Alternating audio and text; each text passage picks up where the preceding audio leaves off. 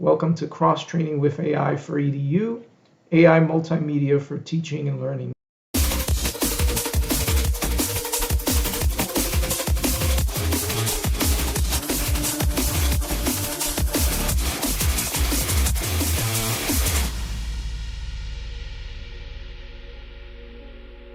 I'd like to continue that word paratranslation rather than metaphor with AI.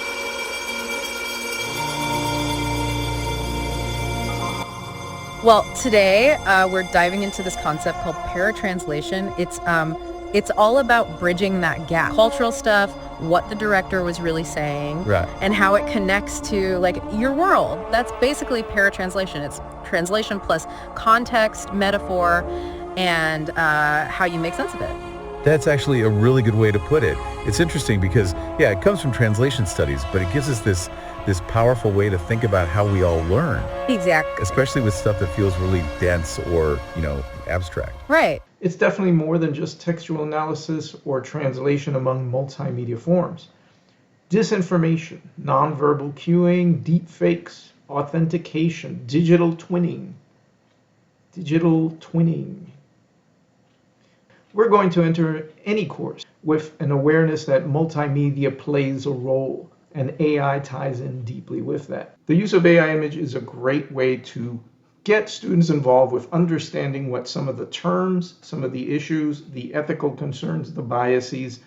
From a student point of view, is the use of AI images a good thing or a bad thing? Well, it depends. Some folks look at it as a plagiarism machine. Some people talk about cultural appropriation, as you can see from some of these images. Or some see it as fan fiction. Anything goes, and it's creative and entertaining and allows people to express themselves in ways they couldn't if they didn't have the skill set for creating images other than with AI. Visual literacy. Its basic definition is ability to recognize and evaluate AI images, and that's complex. Understand the process of their creation and biases it might involve, great conversation, both ethical and otherwise, and use such images critically and responsibly. And it's not just about what students feel about AI being art or not. There are actual strong issues of law and compliance that you'll need to address, and then add the possibility of students soon, if not already, sending AI avatars to attend instead of them on online classes. And on the other side, off hours and office hours supported by licensed or unlicensed digital twins. Let's talk a little bit about digital twinning in AI videos. This is the reality we live in, and several products are already out there to create digital twins that will take over your office hours, that will interact in your name with students, or allow you to embed yourself in videos or create videos from simple scripts, or even be part of a gamification using AI images, AI multimedia, AI music to reach your students.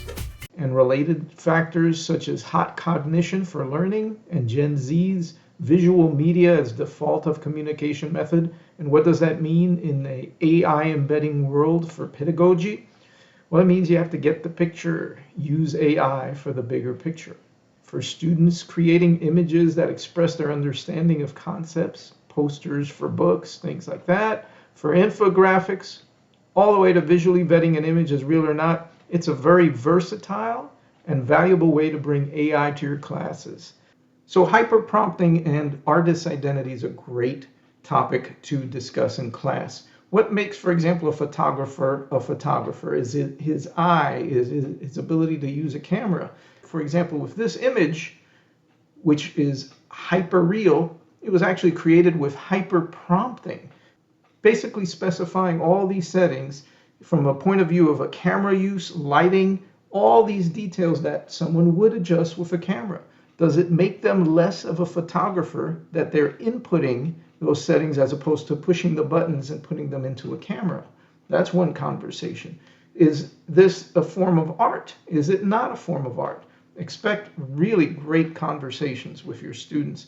And it's not only about video and image, audio. In fact, all the music used in these videos were created from audio as AI generated music based on prompts. Why is it complicated? Well, some students, according to some studies, really have embraced this as a way to embed AI in their regular lives, whether they come from the TikTok background or the use of phone filters. And that said, there's not just the artists, but students who are very against AI images for their fakery, for not being part of the human art element. One of the most interesting things you can discuss when you're talking about AI use of images are the flubs and issues that it has, one of them being AI assumptions. One interesting example is from a student who was in a discussion icebreaker where they're asked to generate some images that represent either their mood or their feel or their identity. A student was in a wheelchair but loved to dance, and then generated another image about family, and it came to be that the AI assumed their children would also be in a wheelchair.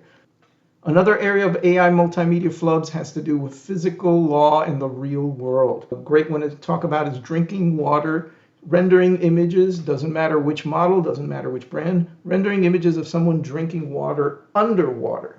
Great discussion and a limitation, physics and the physical world and the physical law perspective.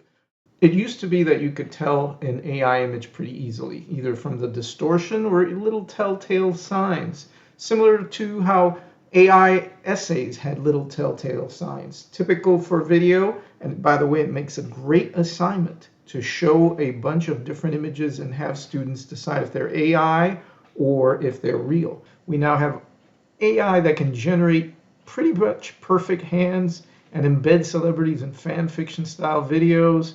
The issue of copyright ownership and LLM image generating training, deepfakes for film. Did you know that Disney actually developed their own deepfake method, and they released a whole technical paper and video about it? What they did for Luke there, it does look like there's some element of deepfakery going on. For fun, for extortion, for politics, for war, for sexploitation and slander. Deepfakes is a humongous area. We've got issues and laws related to revenge porn with faking images and inserting celebrities or people you like or people you know or people you don't know without their permission to do things that range from porn to political endorsements to things that are considered slanderous or insulting. This is a huge topic that's better covered somewhere else, but anyone addressing AI, image, multimedia, audio needs to address deepfakes in their course, no matter which course they talk about. So here's some examples that I've actually used it in an Intro to Literature, the Veteran Experience course online.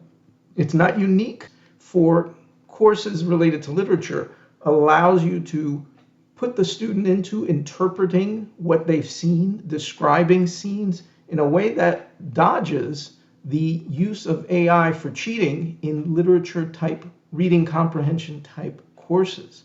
So there's a use of AI image for non-image courses, literature specifically, that can allow you to prevent AI abuse.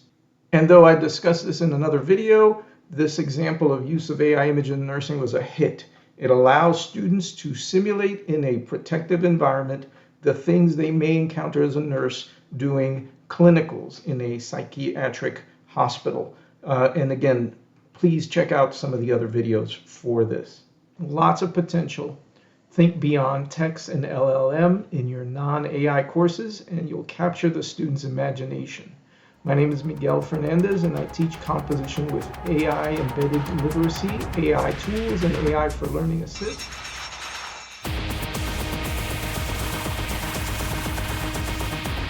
These are just a few examples of very low-cost deepfake technology, usually a subscriber or an app, and then you create the video from prompts or from root-generated pictures. As you can see, these could easily be used for different political purposes, and they have been in other campaigns, such as in Brazil and in Europe, as well as you'll see some in the US. By the way, this is not actually your instructor speaking. This is a clone, a deepfake of my voice.